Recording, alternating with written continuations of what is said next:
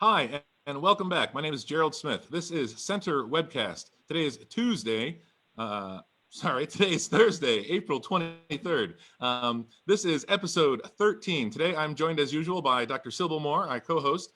Today also we have special guest, U.S. Senator from Pennsylvania, Bob Casey. Also, Mike Vukovich, the Superintendent of Schools for the Indiana Area School District. Audrea Boyles, the Executive Director of the Alice Paul House. And once again, Shireen has come back with us from the Indiana County Commissioners Board to talk about some really recent updates in terms of this COVID-19 pandemic and what that's going to look like here in Indiana County. The mission of the Center for Community Growth is to lead individuals and organizations in and around Indiana County, advancing social, racial, gender, LGBTQIA, economic, and environmental justice. This COVID-19 Indiana County is a new regular broadcast designed to keep you informed about the COVID-19 pandemic. We hope this remotely produced broadcast will help you understand how this pandemic is impacting you and the Indiana community. We're coming at you on Sundays at 2 and Tuesdays and Thursdays at 6 p.m. As this pandemic moves forward and we start thinking about how we're coming out of it, we're really excited that many of our guests that have previously been with us are joining us again to let us know where we are again in terms of this pandemic. How is Indiana County and our region coming out of it? What does reopening look like? And so we're going to start off with our interview with Senator Casey. I'm going to hand it over to my co-host, Dr. Moore.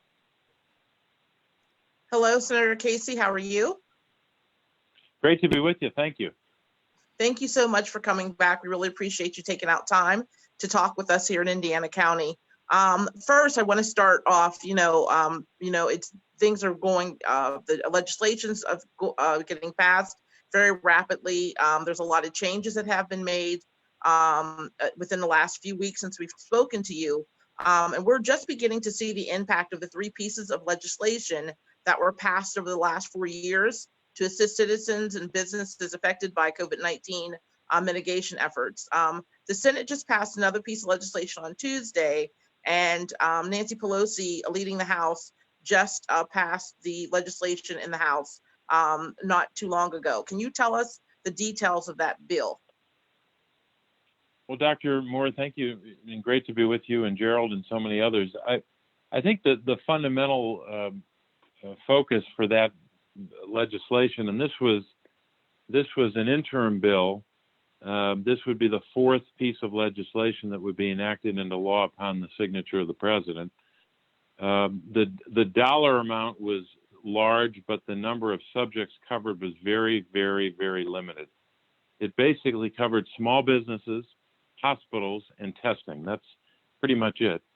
The focus, of course, was on small business. About more than $300 billion of the roughly $480 in this bill, and when you add it up, it's even more than that for small business, will be focused on doing a couple things for small business. Number one, it will be making sure that the existing but rather new program, the so-called Paycheck Protection Program, PPP, gets another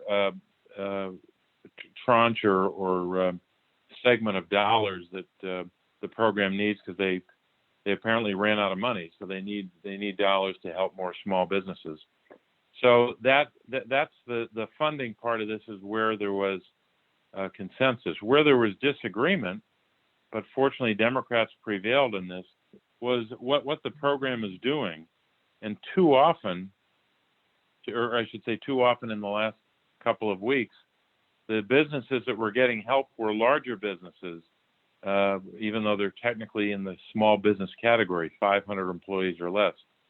But the very small businesses, the so-called mom and pop businesses, weren't getting as much help. And folks who have run a small business in minority communities were being left out. So what's going to happen now is the program is not just going to get more money, but some of that money is going to be set aside.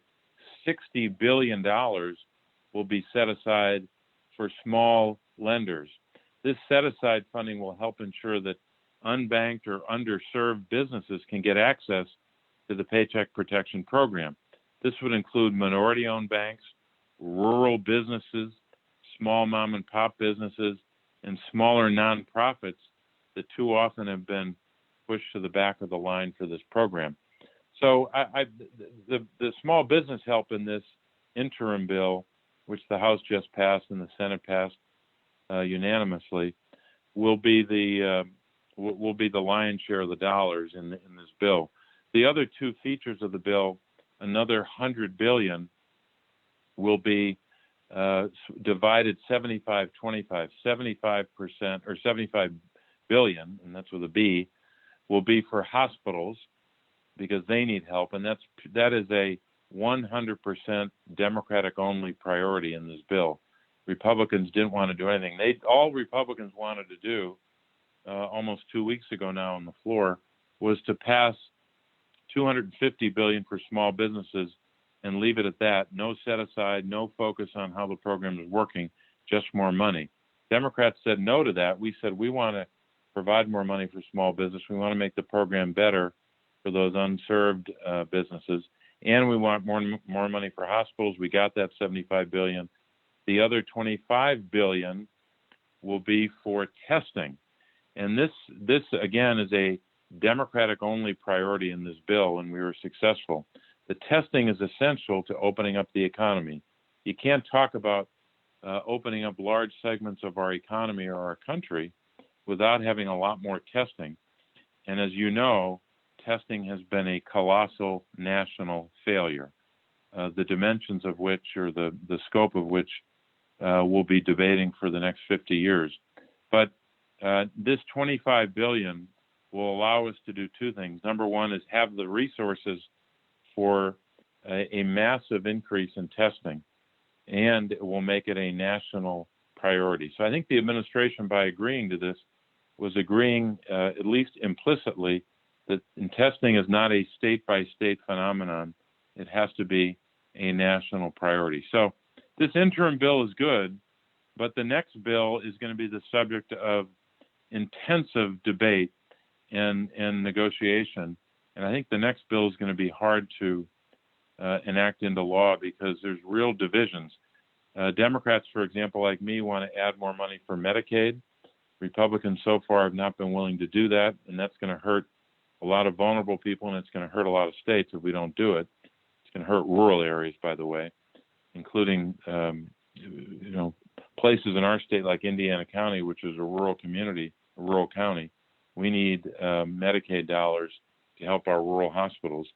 The other thing I want to do is to add more money for supplemental nutrition assistance and dollars for delivery so that we can develop a much better nationwide system of food delivery for very vulnerable Americans. We don't have that right now. We got to build it. And this is a good time to build it when people especially need food delivery and they can't leave their home. So we're going to have a number of other priorities, which I'll get into, but that's kind of where we are. The next step is the fourth bill. This bill we called 3.5 because it was kind of an interim bill between number 3 and number 4.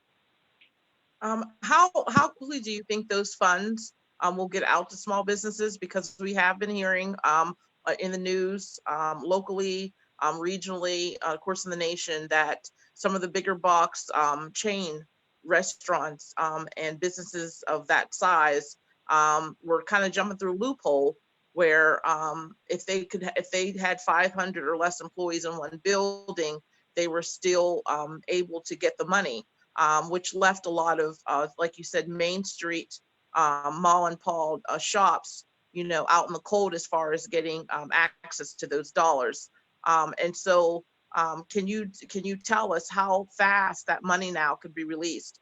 We've also had a group of people that were concerned that their application went through. Either they didn't hear back, or they were denied, or they were told it was on hold, simply because right in the middle of the process, the account went to zero and there was no more money left for people to access those monies. Can you tell us how fast that'll happen? I can't tell you how fast because that's really going to be up to the administration and the Treasury Department, the Small Business Administration. But I think if the last round, so to speak, is indicative, it shouldn't take them that that long. It should take it should only take days, I think. But that's going to be in their hands. I have no power over how fast they can implement it. But the fact that they were able to process through $350 billion through banks before they ran out of money indicates that in a matter of barely a couple of weeks, maybe even 2 full weeks, those dollars were provided. So in this case, the dollars will be going to these other institutions like community development financial institutions who know a lot about the community they operate in, minority deposit institutions, SBA microlenders, certified development companies, SBA 504 lenders, all these entities that are used to dealing with the kind of small businesses that are not getting the help that they need. So I would say it's not a months-long process. I don't even think it should be weeks. It should be a matter of days. But we got to keep pushing the federal government to get the help out the door because folks need it. Small businesses need it. Oh, that's for sure.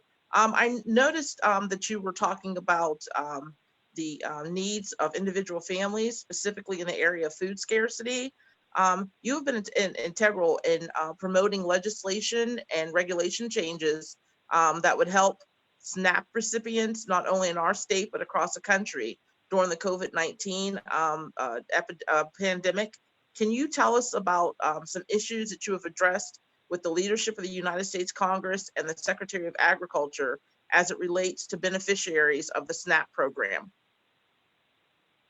Yeah, there are 2 parts to this. Dollars overall for the program and getting dollars per recipient up. And that is a big, big fight that we have not won. We haven't won that battle. It's been a constant source of conflict or disagreement. So we haven't won that battle. We on our side in the Senate want to get more money into SNAP. We have to keep fighting that battle. We lost the battle on SNAP in the CARES Act, and that was a $2.2 trillion bill, and we didn't get the support for that on the other side. And then secondly, we need more dollars for a much better food delivery system for those who are dependent upon SNAP, and that's a whole other battle we have to wage, and it's going to be a major priority for me in this next bill.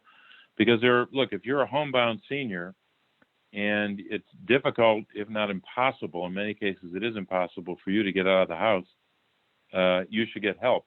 But especially when we're telling you not to leave the house, right? We're telling people Right. Don't leave your house, get food delivery.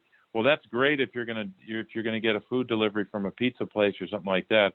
But how about just a regular set of meals that you would normally get help with because you're on SNAP?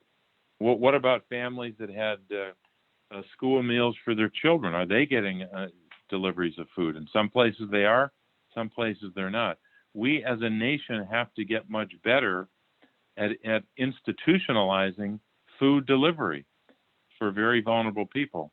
And SNAP is a good place to start, but you can't just tell people to do it. You've got to help them and fund it. And the best way to do that is to provide federal dollars to the states so they can very quickly set this up. Now, the good news in some communities is, yes, you have a lot of volunteers that are delivering food, and that's great. Some are working with the area agencies on aging. Some are providing other methodologies to get this food delivered. That's great. But there are a lot of other places where there just aren't the resources or the volunteers for this kind of food delivery. So in fact, we know that in SNAP households that have SNAP recipients, 40% of those households have an older adult in the home. And those homes need to be the focus of our attention. When you have a vulnerable senior or someone with a disability or a child, we need to make sure that they can get food. So look, the same country that developed the not just the wherewithal to win World War II against the Axis powers and save the world from dictators and despots. That same country, after the shooting stopped, put in place something called the Marshall Plan for food delivery to Europe. Well, if we could do that at that time and dedicate American dollars to prevent mass starvation in Europe, which we did, we led the world in that and prevented the communists from wreaking havoc in Europe at that time. That same country can can provide a food delivery system for our people here in the United States. So it's got to be a priority, and we're going to keep working on it. I know here, I have to totally agree. Here locally in Indiana, the Meals on Wheels, very popular program for a lot of seniors. It was destitute at one point because the volunteers were all elderly, and they were in fear of, catching the virus. And so they were down to almost no volunteers. And one of our community agencies here had to kind of pick up the slack to get those food delivered to seniors. So we had a little dilemma here in Indiana involving food services and delivery systems to our elderly here in Indiana County. So I totally understand and agree with you on that point. If we can switch gears a little bit, I'd like to talk a little bit about some of the recommendations that were put out this morning. Are you familiar with anything that Governor Wolf has put out? I know that he depends highly on the very qualified healthcare officials that we have here, especially the Secretary of Health, Dr. Rachel Levine. He has extended the time of any possibility of a lift for mitigation efforts until May 8th.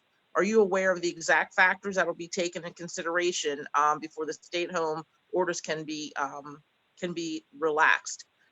When I say that, I know this morning he put out a chart with the red, the yellow, and the green.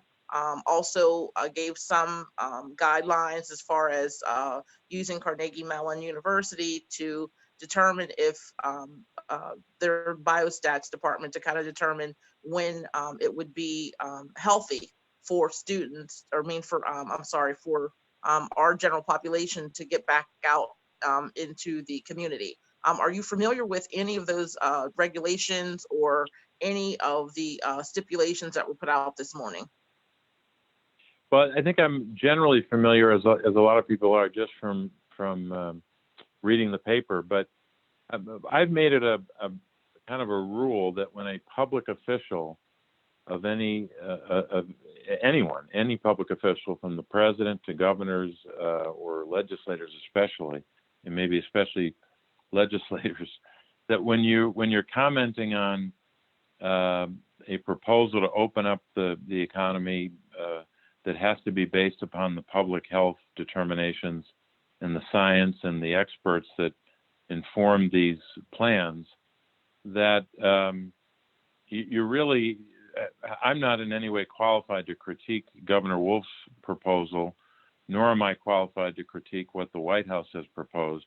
My general sense is that both of those plans, and they will differ in some ways and they will overlap in others, but they seem to both have a good grounding, a good foundation in the public health determinations, the experts that both the governor and the White House and others depend on. So I'm not going to try to provide anything you don't already know, because I'm not qualified to do that. And I've been scolding my fellow legislators that if you're saying something about when the government should open, or when the economy should open and how, you should have to cite the 2 or 3 experts you talk to for a couple of hours before you open your mouth. That's my view. Well, yeah, that is great advice. According to a recent public policy polling, 85% of Pennsylvanians believe that the governor's response to COVID-19 has been just right. However, I'm sure you're aware, we're all aware that there are very small factions in our state that are pushing to reopen the government due to their financial losses or fear of their livelihoods. What would you like to share with those who are worried about their future? Well, first of all, I think that as much as we have some disagreement within society, I think I don't think it's a 50-50 divide. I think it's a much higher number of Americans who want to get this right, and open up the economy and do it the right way. And that's Democrats, Republicans, and Independents. There is a small number of people who want to just push aside all the science, push aside all of the public health directives, and just open up. I do think it's reckless and dangerous, and not reckless and dangerous for someone else far away. It can be dangerous for you and your own family. I mean, I think one of the lessons we learned early in this debate weeks ago, almost it's going to be soon months ago, is that those young kids running around beaches in Florida, I think some of them began to realize, my goodness, if I don't participate in social distancing, or if I don't act in a prudent fashion, I could be transmitting the virus, this terrible, terrible, deadly virus, to someone in my family. And what if they're over a certain age? I could be putting them at risk, putting their life at risk, if not at least their health at risk.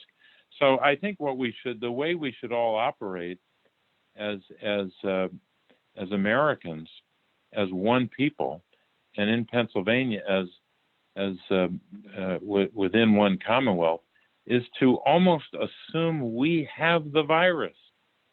And if you wake up every day with that thought, or that basic understanding, you will take steps to protect those around you, because no one, I don't care who they are on the political spectrum, no one wants to give this virus to someone they love, to a child, to an adult, especially to an older adult. And that's the way we should all operate. And so the best way to do this is to follow the public health advice. Do this, and as Governor Wolf said today, he has an idea, according to this is the front page of my hometown paper in Scranton, the Times Tribune, the Associated Press story, which I'm sure is in every paper you all read, that residents of north central and northwestern Pennsylvania are projected to be the first in the state to be released from the stay-at-home order. And he goes on to describe it, as you said.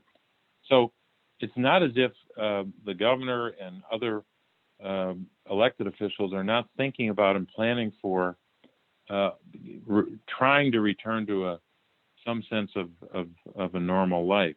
But you can't do it recklessly. You can't do it precipitously. Even the president, who's given some mixed messages, said he did not agree.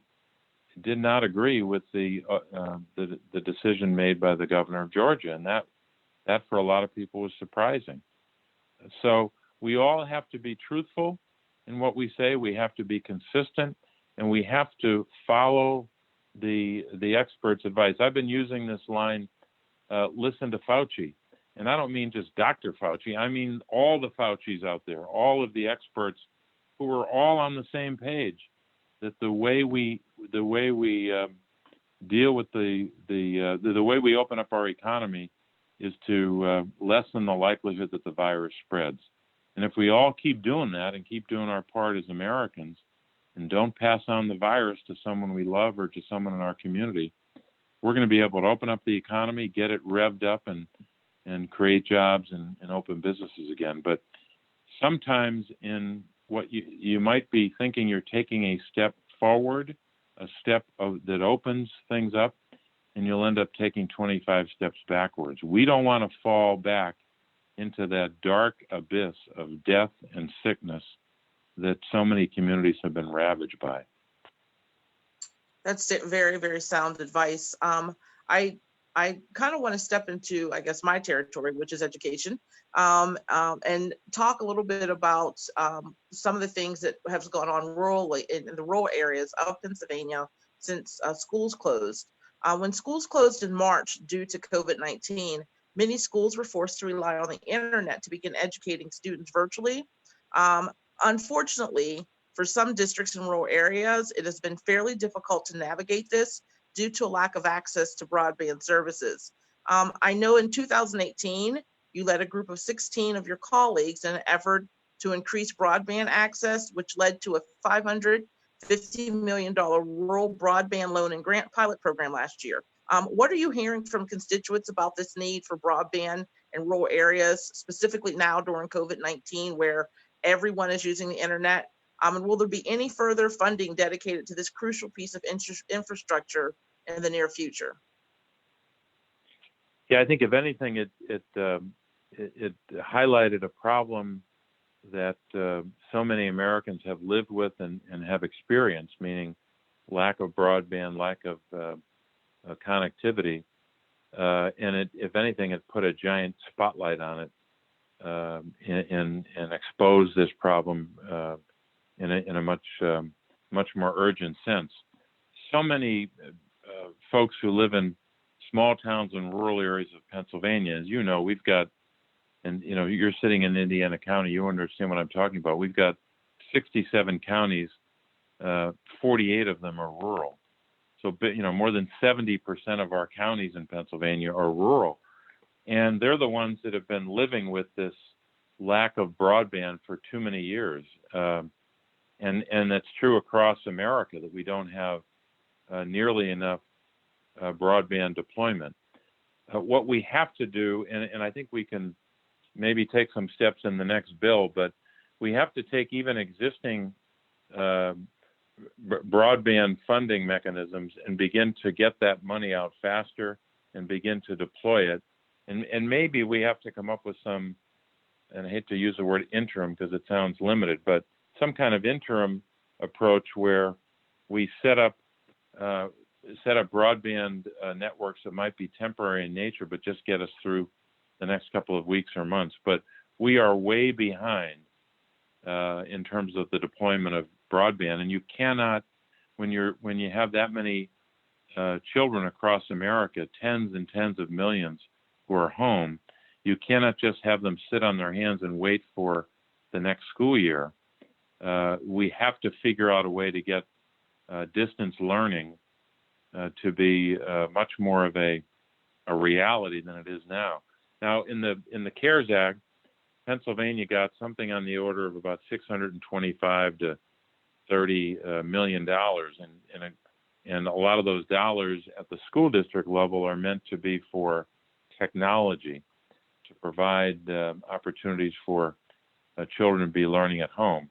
But it's very difficult because there's not a teacher in the home unless the parent is a teacher or the parent is acting as a teacher. But parents are busy. They're sometimes when they're home, they're doing their own jobs, and they're not trained as teachers, and they've got all kinds of juggling they have to do at home, in addition to sometimes the work they're doing at home. Or many of them are frontline workers, and they're leaving the home because they have to, and because they're playing such an important role in our society by doing their job every day. You can't provide much help for a child's learning if you've got an obligation to fulfill every day and leaving the home. So there are all kinds of forces that are conspiring against children learning in these circumstances, and one of them is lack of broadband. So we're going to continue to push on our side this rural agenda for rural hospitals, rural broadband, and other supports for communities that don't have high-speed internet. It is a fact that in Pennsylvania, if you live in a city, you have broadband. Even in very low-income neighborhoods in cities in Pennsylvania, there is broadband, but it is not the case in small towns and rural areas. Well, we know that you're very busy and you have to hop off, but we would just like to say thank you and give you a little bit of time for anything else that you'd like to add or you'd like to tell anybody here in Indiana County. Well, first and foremost, I want to thank you for this opportunity to talk about these issues. None of them lend themselves to simple, snappy answers that don't involve complexity and moving the wheels of government to deliver on the promise of a bill. And I always say that when a president or a governor signs a bill into law, we've done about 30% of the work, maybe, or not even half certainly not even half the work. implementation of legislation, administration of programs, execution of policy is going to be very, very important. And we're seeing that even with the CARES Act in the rearview mirror, we're still trying to get it all implemented and get the dollars out the door. So we have to continue to push each other in government to deliver on the promises for small business, for our families, for very vulnerable Pennsylvanians like those with disabilities and seniors and our children.